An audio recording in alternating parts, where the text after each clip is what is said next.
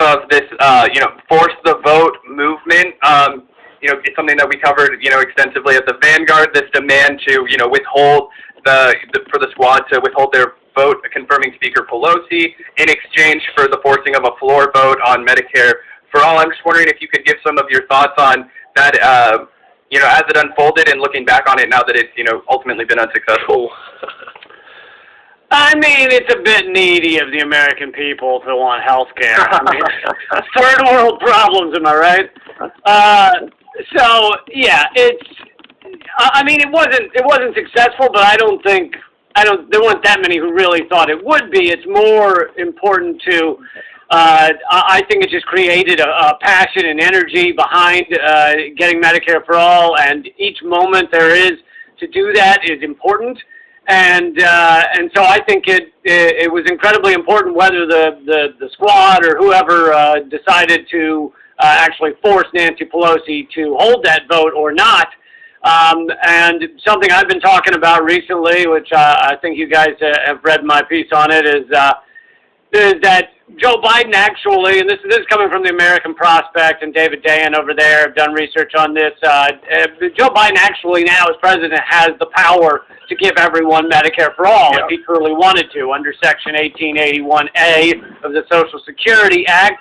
And we have actually done this in various places in the United States, such as Libby, Montana. And the idea is if an area has a environmental exposure of some kind, then they deserve health care because they are all afflicted with problems. Well, guess what? Most Americans have had some sort of exposure or another, whether it be this fucking pandemic or it be the smog in Los Angeles, the lead contaminating the pipes in 2,000 cities around the U.S., the oil spill under Brooklyn, New York, where I used to live, the Roundup herbicide carcinogen sprayed on all New Yorkers and, of course, many places across the U.S., auto-tune. I mean, there's just so many things that people are afflicted with. So.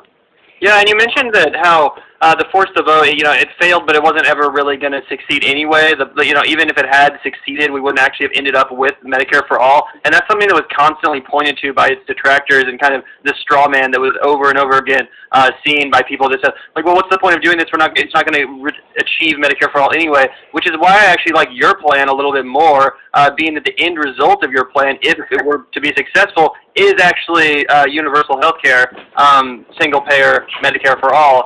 So I think that off the bat, this is a good idea because people that might be skeptical or might have been detractors of the force to vote movement will automatically see the legitimacy in this right off the bat. It doesn't need to have that conversation, doesn't need that convincing. It's super straightforward. And of course, that idea is #force the executive action, correct?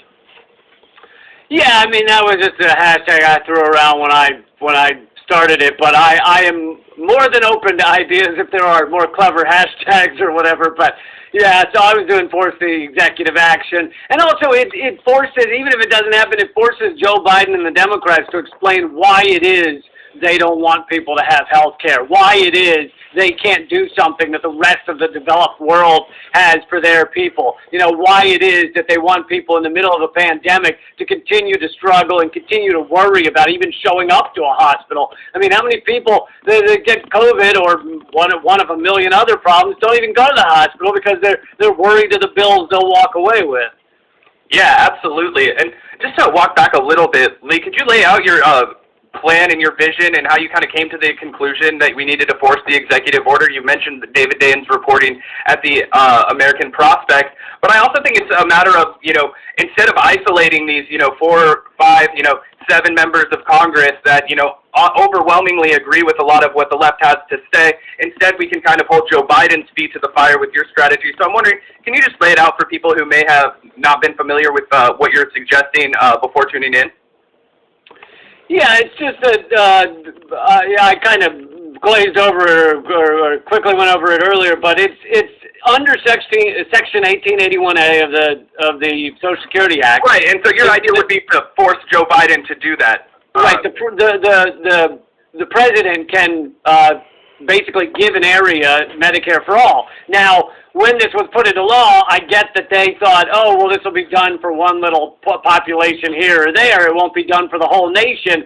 But I think these are crazy and new and dystopian times. And if there's one time to do something large like this, it's right now. And really, you just need enough pressure against Joe Biden to do it. And of course, the argument from the other side would just be like, oh, well, the president shouldn't be doing things this large with executive action. This should go through Congress.